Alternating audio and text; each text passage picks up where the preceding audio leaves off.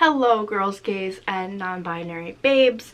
Welcome back to my channel. If you're new, hello, my name is Boston. Today we are talking about some essential Wiccan books to get you started on your wonderful journey. I started looking into Wicca a few years ago, and I have since collected quite the collection of books, and I have found some really wonderful ones, all recommended to me by other people, mostly Harmony Nice. There are 6 books here, and they all have like different reasons for being on this list, if that makes any sense. So, without any further ado, we're gonna jump right on into it. The first book I have here is actually Wicca by Harmony Nice. This is the book that she wrote. I really loved this. I think it's a perfect book for somebody just starting out. It's really short, it's really concise and to the point, and it's also very modern, if that makes any sense. So by modern, I mean it's less traditional Wicca and witchcraft. If you are looking into, you know, a more eclectic path, then I would suggest this one. It has everything you could need. It has a little bit of everything to get you started, and it's a really good tool to have. It's a really good book to have on your shelf and to have in your collection. So, highly recommend this one. Similarly, I also have Wicca by Scott Cunningham. Really, most books by Scott Cunningham I've heard are really good resources, but this one in particular is really good if you're getting started but you want to learn more about the traditional path, the traditional practice, and this is your guide. This is very, very traditional. I read this. I don't know what I was expecting when I read it, but I mainly gained a lot of knowledge about how things traditionally work. And it explains things through like covens and all that stuff. Obviously, you don't need to be in a coven, but I think this one's really good just to get a good background knowledge on Wicca so that you can create your own path within that. So it's kind of like you have to learn the rules before you break the rules. This is a really good one for that. It is a little bit dense, so keep that in mind, but otherwise it's really good. Also, it being dense could also just be me and my ADHD, so keep that in mind as well. So maybe it won't be dense for you, but I do highly recommend it. Alright, now getting into the next one, we have the Wiccan Bible. This I use basically as my reference guide. So if I need to look anything up or whatever, this is my go-to. So this is basically a Wiccan encyclopedia. So if you need some quick information about a subject, you can find it here. Visualization, gods and goddesses, paths and traditions, sabbats, rituals. It's got a little bit of everything, and it is also more traditional as well.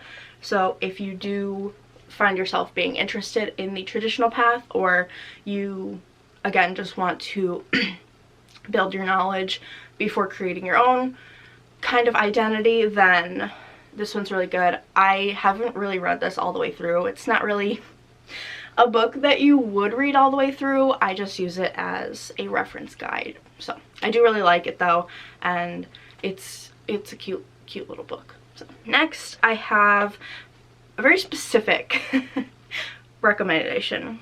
That is Seasons of Wicca, and this I use as my reference guide for everything sabbats and aspects. This has everything you need to learn about the sabbats and aspects.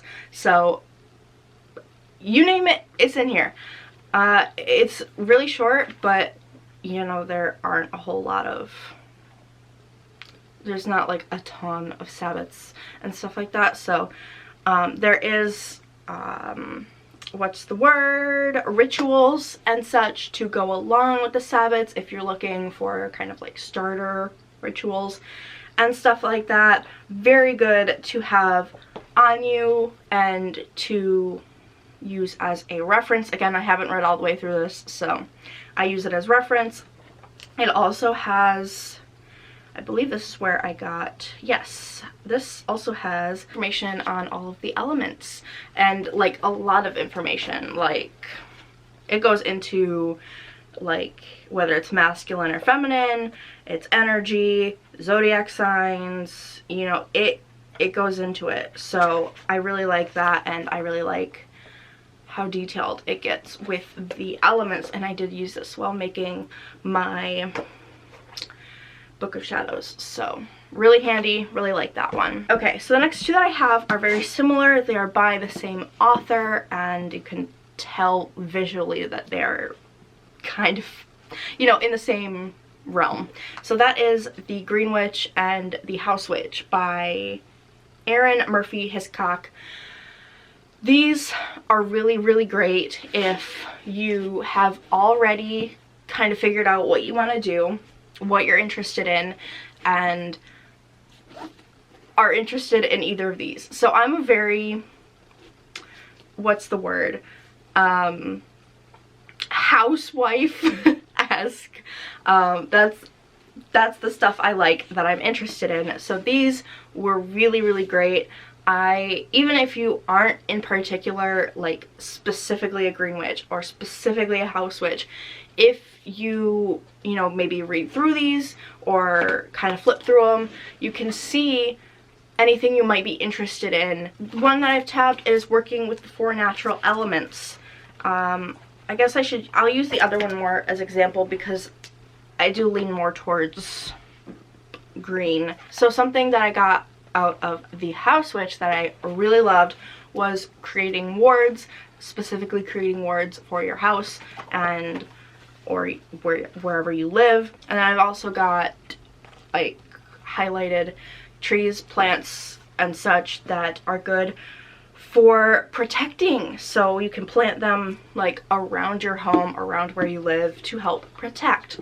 So again, maybe these won't be like entirely useful.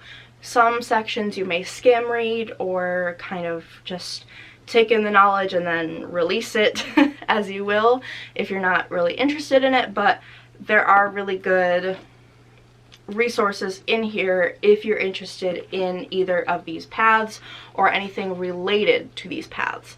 I don't know if there are more like this. I am curious to find out, but you can find them on Amazon. They are relatively cheap, and again, if you have an idea of what path you want to go down, then I would suggest checking out this author and what they're doing. So yeah, really like those ones. Okay, so those are all the books that I have at the moment.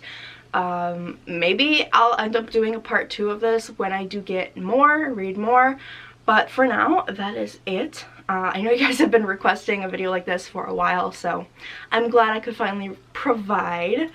If you did watch this far, leave me a moon emoji, like the crescent moon emoji, in the comments. And yeah, thank you so much for if you did watch this far. It does mean a lot to me. And yeah, I hope you got something out of this video, and yeah, thank you so much for watching, and I will see you in the next one. Bye-bye.